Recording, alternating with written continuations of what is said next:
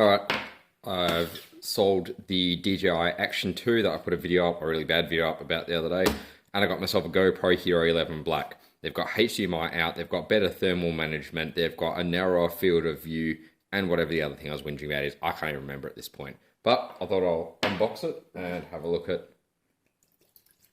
how it compares.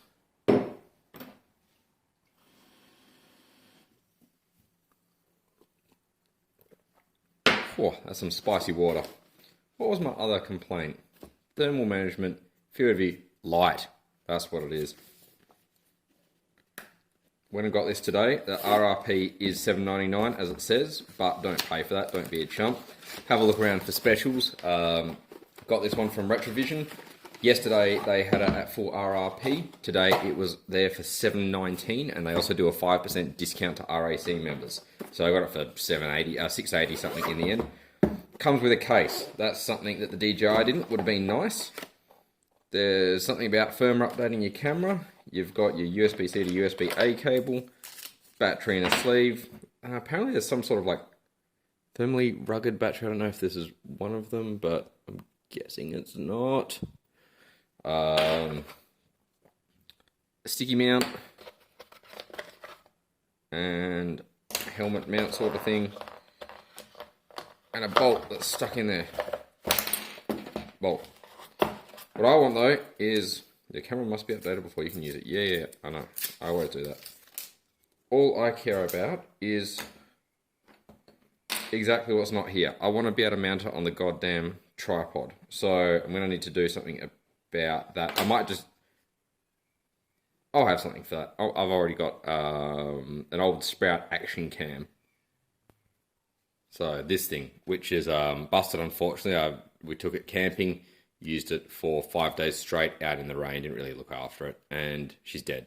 But came with a case and a whole pile of mounts, including some adapters that go from those, whatever you call them, I don't know, plastic doohickeys. The main thing though is you got the camera, dual screen. I thought about getting the Mini, but I didn't because the Mini doesn't have any screen at all. Otherwise, the Mini does actually have the same specs, just so you know. It records the same quality. It's essentially the same thing. Does that side come off? No. Alright. There's a power button. Those sides must come off. Alright, so I don't know about this little doohickey, but this one you just slide it down and it clips open, and that's where your battery goes. So we'll stick that one in there. So it goes that way. That's all you see, SD card slot, and you've got a USB port in there too. So push that close and click it in place and see if it wants to turn on. Oh, that's a loud beep. Alright. It's doing something. Yep, definitely English. Sure. Don't need GPS. I'm not going to bother with an SD card at this point. Off. Don't you need an SD card up? Bloody hell, back in a sec. Alright, so I stuck a random SD card in it. I also had a quick read. It says this is a drain microphone of some strange sort. Do not try to open. So, solve that. There's a nice LCD on the front actually. That's a good quality.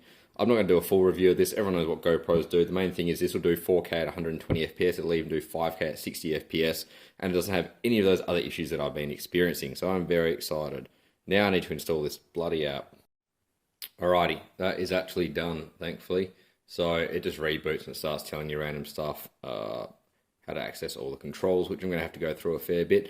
Whilst I was doing that though, I went and had a quick look for the Sprout box and found it. So let's see what accessories I've got in here. Hey, USB cable, that one. Ooh, that looks like it might be it. They try to make these all of compatible. They're called fingers, by the way, I also checked. Alright, I just had to actually run and feed some magpies out the front. 5 came in wanting a feed, but I found these fingers, so they should, yep, they look nice and compatible, and that's got the camera mount that I want, so I'm very happy with that. I don't know why it's gone to time warp mode. No, that's me feeding the... And it's upside down, for whatever reason, there we go. So what I'm going to do now is just swap it with the main camera. I'm not going to use the external mic or anything. We're going to use all of its features built in and see what it's like at 4K 60 FPS, same as this, well, this phone's doing 30 FPS, but I'll give us a quick side by side. All right, so we now have this turned on recording. I'm going to assume it's way better than the DJI was. I've got it set at 4K 100 FPS because I've got anti-flicker set to 50. I can't do 60 FPS, I can do 50 or 100, so I've gone for 100. It's smashing the battery, so I've got it plugged into the Anko to keep it topped up for now. I've also set it to your normal linear mode and turned off all the steady, hyper smooth, all that sort of stuff. I checked all the settings. I left it on 10 bits, so I got HEVC with some good color quality, hopefully. Pretty much everything's default, and this is what it looks like. Back to the spicy water. The only thing I have to say about this though, is the user interface is so-so, but the touchscreen is terrible. That has got to be one of the worst touchscreens I've ever used. So I'm really annoyed about that, but I'm hoping I can get my settings just right. It's probably going to be 4K 100 like this, and I'll never have to touch it again, ideally, because it's fucking shit. But this is the new camera. This is the quality of it. It's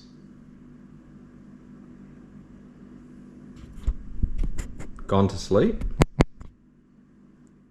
It has got, all right, it did go to sleep. So the screen just turned off whilst I was recording for whatever reason. It's an expensive camera. It's meant to take great pictures, great outdoor shots. It's got to be better than the DJI because it's got better thermal management from all these other reviews that I read before buying it. It's got HDMI out over USB-C. It is apparently better in low light. I'm about to see when I review this on the computer. And it's got a narrower field of view, as you can see here. This is, however, zoomed in 1.4 times. So if I zoom back out, it doesn't let me do it while I'm recording. That's fine, so be it. So that's it, new camera, fun times. Hopefully this will be the one that keeps me going for a while because I don't want to spend 2 or 3 grand on a proper camera. And we'll talk about it another time. Like, subscribe, comment, have fun. Catch you guys next time.